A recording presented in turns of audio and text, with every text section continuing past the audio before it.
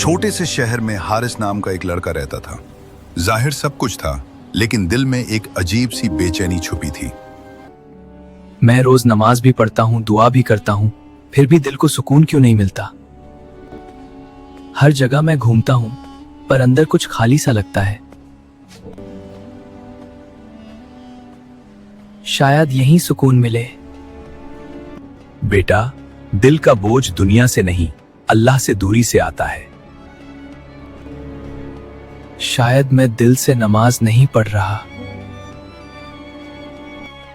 या अल्लाह, मैं हाजिर हूं, मेरे दिल को सुकून दे। बेटा, दुआ अल्फाज नहीं, यकीन मांगती है। सब्र खामोशी नहीं, अल्लाह पर भरोसा है। मुझे ताकत दे। अब मैं हर मुश्किल के सामने अल्लाह पर भरोसा रखूंगा। बेटा, याद रखो, सुकून मसलों के खत्म होने में नहीं, बल्कि अल्लाह पर छोड़ देने में है। या अल्लाह, मैं कमजोर हूं, लेकिन तू ताकतवर है।